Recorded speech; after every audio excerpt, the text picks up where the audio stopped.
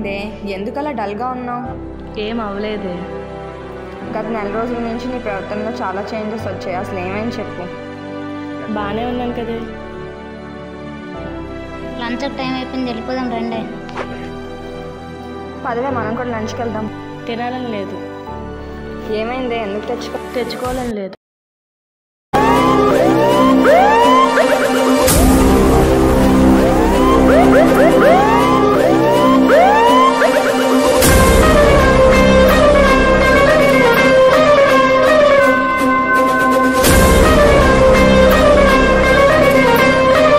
తానియా అంటే ఎవరు?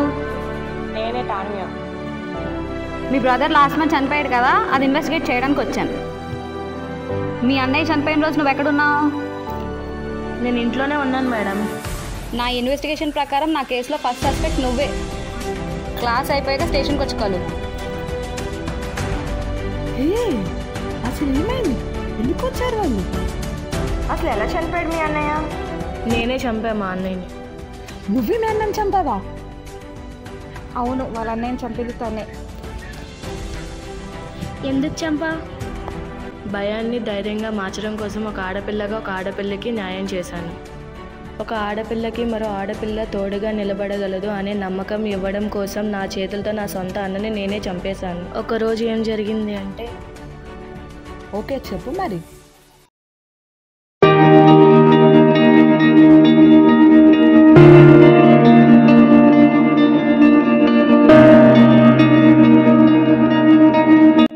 Hi, hello. ఎవరతను? ఎక్కడో చూసినట్టుందే.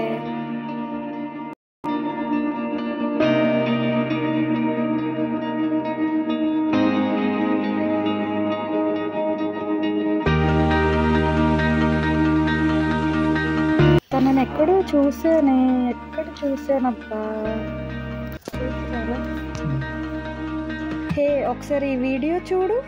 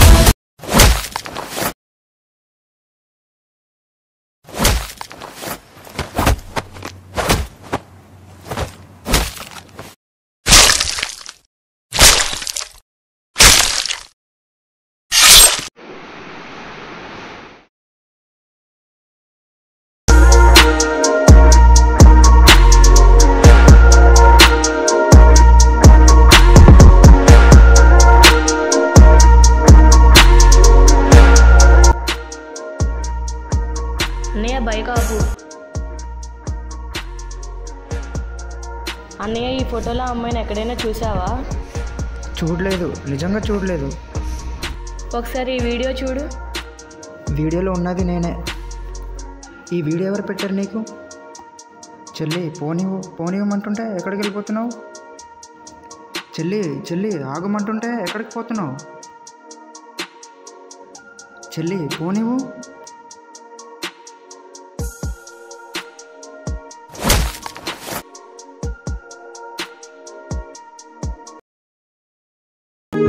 అమ్మాయి కోసం అబ్బాయి నిలబడడం కామన్, కానీ అమ్మాయి కోసం అమ్మాయి నిలబడడమే గ్రేట్.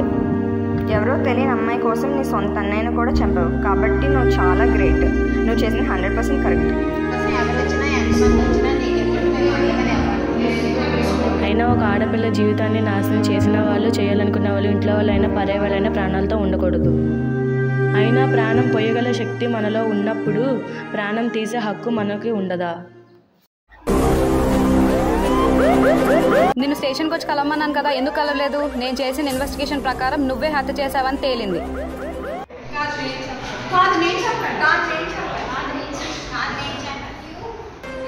ఒక అమ్మాయి న్యాయం జరగడం కోసం ఫస్ట్ టైం తన సొంత అన్నయ్యనే చంపిన అమ్మాయి నిన్నే చూస్తున్నాను. Very good.